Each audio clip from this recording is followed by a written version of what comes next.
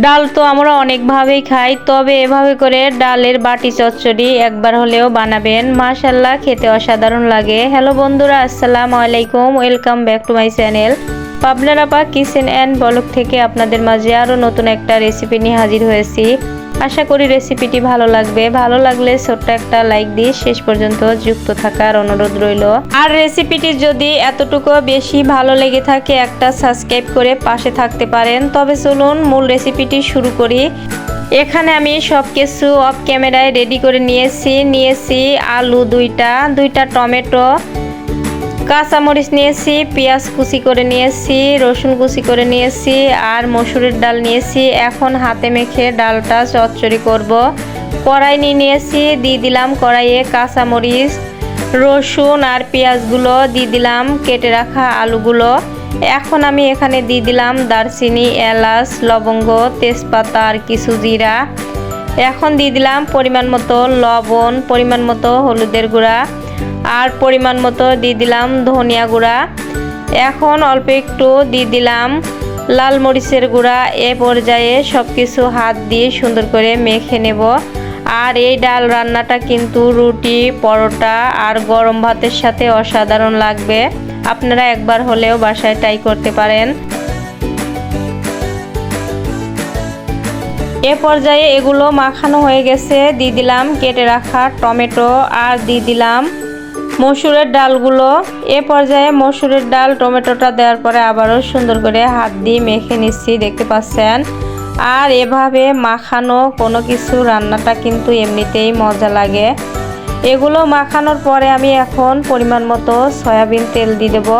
এই মাখানোর সময় অল্প করে হলেও একটু সয়াবিন তেল দিয়ে দেবেন, খেতে কিন্তু খুবই মজা হবে। সয়াবিন তেলটা দেওয়ার পরে আবারও হাত দিয়ে মেখে নিচ্ছি। এ পর্যায়ে মাখানোটা কিন্তু সম্পূর্ণই হয়ে গেছে। এখন আমি পরিমাণ মতো এখানে পানি দিয়ে দিচ্ছি, যেহেতু ডালটা সেদ্ধ করে নেব। পানিটা কিন্তু অল্প করে দেব। আর এখানে পানিটা দেওয়ার পরে আবারও হাত দিয়ে সুন্দর করে নাড়াচাড়া করে দিয়েছি। দেখতেই পাচ্ছেন সুন্দর একটা কালার এসেছে। এ পর্যায়ে আমি চুলার উপর বসিয়ে দিয়েছি, চুলাটা ধরিয়ে দিয়েছি। এখন সুন্দর করে বলক উঠে নেব। তবে এই যে বলক উঠে গেছে, আমি 2 থেকে 3 মিনিটের মতো একটা ঢাকা দিয়ে দেব, তাহলে কিন্তু সুন্দর মতো সেদ্ধ হয়ে যাবে। আর বেশিক্ষণভাবে এটা সেদ্ধ করব না, যেহেতু এটা চচ্চড়ি। এই যে ঢাকা দিয়ে দিলাম, ঢাকাটা খুলে নিছি। দেখতে পাচ্ছেন ডালটা একদম সুন্দর মতো সেদ্ধ হয়ে গেছে। এখন আমি ডালটা নামিয়ে রেখে একটা বাগার দিয়ে দেবো। আর বাগারটা কিন্তু দিতেই হবে, খেতে অসাধারণ লাগে। এখানে দেখতে পাচ্ছেন রসুন নিয়েছি একটা প্যানে, শুকনা মরিচ, এলাচ নিয়েছি, দারচিনি, তেজপাতা আর পেঁয়াজ কুচি করে নিয়েছি। এখন এগুলো সুন্দর করে ভালো করে বাদামি কালার করে ভেজে নেব। দিয়ে দিলাম পরিমাণ মতো তেল। আর এই বাগারটা না দিলে কিন্তু ডালগুলো খেতে মজা লাগে না। এমনিতেই যে কোনো মাংস রান্না করলে এভাবে করে যদি বাগার দেওয়া যায় খুবই লোভনীয় হয়। এখন বাগারটা বাদামি কালার হয়ে গেছে, দিয়ে দিলাম এখানে কিছু পাঁচফোড়ন, তবে আপনারা এখানে জিরাও দিতে পারেন।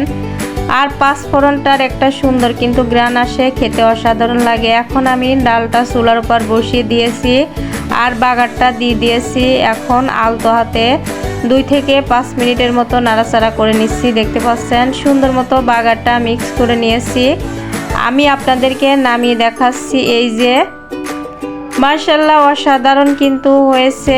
এই ডালটা পরোটা, রুটি, গরম ভাতের সাথে অসাধারণ হয়। এখন আমি নামিয়ে নিয়েছি, দেখতেই পাচ্ছেন ফাইনাল লুকটা কত সুন্দর হয়েছে।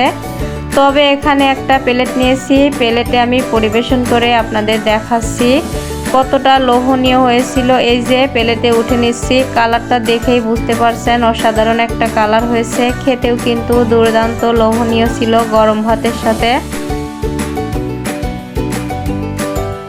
তবে আমার ভয়েস বা ভিডিওর মাঝে যদি কোনো ভুল ত্রুটি হয়ে থাকে প্লিজ ভাই বোনেরা ক্ষমার দৃষ্টিতে দেখবেন, কারণ অনেকটাই ঠান্ডা লেগেছে। ভয়েসটা দেওয়ার সময় খুবই কষ্ট হয়েছে আমার। তবে আজকের মতো রেসিপিটি এখানেই শেষ করছি। অন্য কোনো দিন অন্য কোনো রেসিপির সাথে দেখা হবে। সবাই ভালো থাকবেন, সুস্থ থাকবেন। আল্লাহ হাফেজ, আসসালামু আলাইকুম।